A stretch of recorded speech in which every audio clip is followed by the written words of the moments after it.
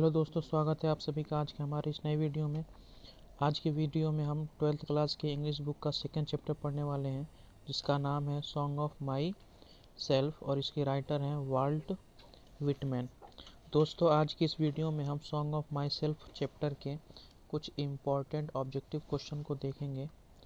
चलिए दोस्तों, शुरू करते हैं।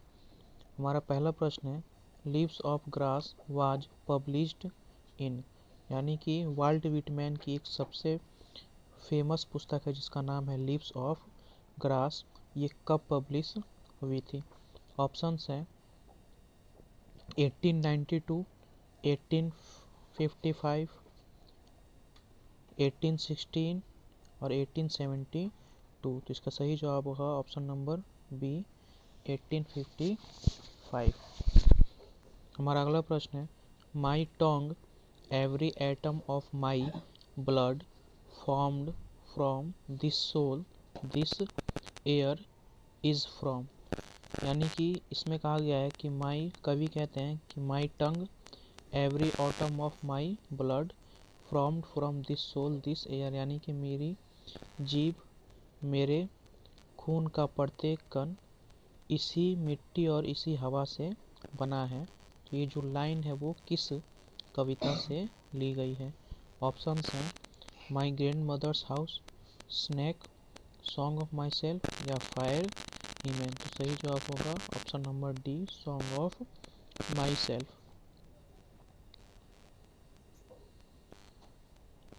चलिए, हमारा अगला प्रश्न है, Walt Whitman worked as a volunteer nurse in, यानी कि वाल्ट विटमैन ने वॉलेंटियर नर्स का काम कब किया था? ऑप्शंस हैं first world war, second world war, civil war या नॉन ऑफ दीज। तो सही जवाब होगा option number C, civil war. चलिए, हमारा अगला प्रश्न है, आई हार्बर ऑफ गुड और bad I permit to speak at every hazard is from, यानी कि ये जो लाइन है वो किस कविता से ली गई है? लाइन में क्या कहा गया है? आई हर्बर, हर्बर का मतलब होता है मानना, फॉर गुड और बैड मतलब मैं अच्छे और बुरे में मानता हूँ। आई परमिट, परमिट का मतलब होता है इजाज़त देना। To speak at every hazard, speak मतलब बोलना, एट एवरी हैजार्ड का मतलब होता है खतरे पर, यानी कि मैं अच्छे बुरे में मानता हूँ और प्रत्येक खतरे पर बोलने की इजाज़त देता हूँ। ये लाइन जो है वो किस कविता से ली गई है? तो ऑप्शंस हैं song of myself, ode to autumn, the soldier या एन एपिताफ। तो सही जवाब होगा option number A, song of myself. चलिए, हमारा अगला प्रश्न है, Walt Whitman was not associated with which profession, यानी कि वाट विटमैन जो है उन्होंने कौन सा प्रोफेशन नहीं किया हुआ था? तो हमारे ऑप्शंस हैं पोएट, एडिटर, कारपेंटर या डॉक्टर। तो आपको पता है कि वाट विटमैन तो पोएट हैं ही, उसके अलावा उन्होंने एडिटर का भी काम किया है और कारपेंटर का भी काम किया है, लेकिन उन्होंने डॉक्टर का काम नहीं किया। तो इसलिए हमारा सही जवाब हो जाएगा ऑप्शन नंबर डी, डॉक्टर। चलिए, हमारा अगला प्रश्न है, who is known as the people's poet, यानी कि किसे पीपुल्स पोएट के नाम से जाना जाता है? ऑप्शंस हैं Walt Whitman, D H. Lawrence, T S. Eliot या नॉन ऑफ दीज। तो हमारा सही जवाब होगा option number A, Walt Whitman. चलिए दोस्तों, हमारा अगला प्रश्न है, song of myself is written by, यानी सॉन्ग ऑफ माई सेल्फ जो पोएम है वो किसके द्वारा लिखी गई है? ऑप्शंस है Walt Whitman, Walter de la Mare, Rupert Brooke या जॉन डॉन। तो सही जवाब होगा option number A, Walt Whitman. चलिए, हमारा अगला प्रश्न है, I celebrate my self and Singh my self is written by, यानी कि ये जो लाइन्स हैं वो किसके द्वारा लिखी गई हैं? लाइन में क्या कहा गया है? आई सेलिब्रेट माई सेल्फ मतलब मैं खुद को मनाता हूँ और खुद को गाता हूँ। ऑप्शंस हैं Walt Whitman, T S. Eliot, D H. Lawrence या नॉन ऑफ दीज। तो सही जवाब होगा option number A, Walt Whitman. Man. चलिए हमारा अगला प्रश्न है, who says every atom of blood is the same in all human being, यानी किसने कहा था एवरी एटम ऑफ ब्लड मतलब खून का प्रत्येक कण इन द सेम एक जैसा है इन ऑल ह्यूमन बीइंग सभी मनुष्यों के, यानी कि इस लाइन में कहा गया है कि किसने कहा था कि सभी मनुष्यों का जो ब्लड के कण है वो सेम होते हैं। तो ऑप्शंस हैं Rupert Brooke, Walt Whitman, T S. Eliot या नॉन ऑफ दीज। तो सही जवाब होगा option number B, Walt Whitman.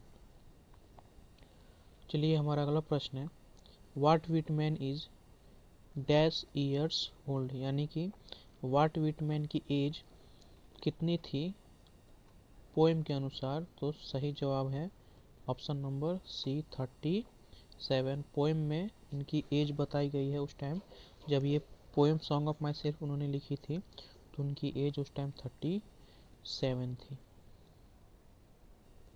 चलिए हमारा अगला प्रश्न है, hoping to cease not till death is a line from, यानी कि ये जो लाइन्स है वो कहाँ से ली गई है। ऑप्शन है song of myself, the soldier, fire hymn या नॉन ऑफ दीज। लाइन्स में क्या कहा गया है कि hoping to cease not till death, यानी कि कवि ने कहा है कि आशा है कि मृत्यु तक मैं स्वस्थ नहीं रहूँगा, ये लाइन्स हैं। तो ये लाइन जो है वो कहाँ से ली गई है, तो सॉन्ग ऑफ माई सेल्फ से ली गई है। चलिए दोस्तों हमारा अगला प्रश्न है, I celebrate my self and Singh my self is written by, यानी कि ये जो लाइन्स है वो किसके द्वारा लिखी गई है। तो ऑप्शन है Walt Whitman, W.H. Auden, John Keats या W.B. येट्स। तो सही जवाब होगा वाट विटमैन। चलिए हमारा अगला प्रश्न है, the dash of death are the whispering neighbour. Option है मैसेंजर्स, फ्रेंड्स, एनिमीज या गॉड। ये जो प्रश्न है वो तीसरे चैप्टर का प्रश्न है, गलती से इसमें आ गया है। प्रश्न कह रहा है कि the dash of death are the whispering neighbour, यानी विस्परिंग नेबर का मतलब क्या है। तो ऑप्शन है मैसेंजर्स, फ्रेंड्स, एनिमीज, गॉड्स। तो सही जवाब होगा ए, मैसेंजर्स, यानी कि यहाँ होगा द मैसेंजर्स ऑफ डेथ, यानी मौत का सौदागर, आर द विस्परिंग नेबर। चलिए हमारा अगला प्रश्न है, Walt Whitman belonged to dash, यानी कि वाट विटमैन जो है वो कहाँ से बिलोंग करते थे। ऑप्शन है ब्रिटेन, USA, जर्मनी या आयरलैंड। तो सही जवाब होगा ऑप्शन नंबर बी। चलिए हमारा अगला प्रश्न है, dash works include leaves of grass and drum taps, यानी कि लीव्स ऑफ ग्रास और ड्रम टैप्स किसकी रचनाएं हैं। तो ऑप्शन है Walt Whitman, T.H. Lawrence, T.S. Eliot या नॉन ऑफ दीज। तो सही जवाब होगा option number A, Walt Whitman. चलिए हमारा अगला प्रश्न है, the line hoping to cease not till death is taken from, यानी ये जो लाइन्स हैं hoping to cease not till death कहाँ से ली गई है, किस कविता से। तो ऑप्शन हैं song of myself, the soldier, fire hymn या नॉन ऑफ दिस। तो सही जवाब होगा option number A, song of myself. चलिए दोस्तों आज के लिए इतना ही। अगर आपको हमारी वीडियो अच्छी लगी हो तो कृपया वीडियो को लाइक करें, कमेंट करें, शेयर करें और चैनल को सब्सक्राइब जरूर करें। धन्यवाद।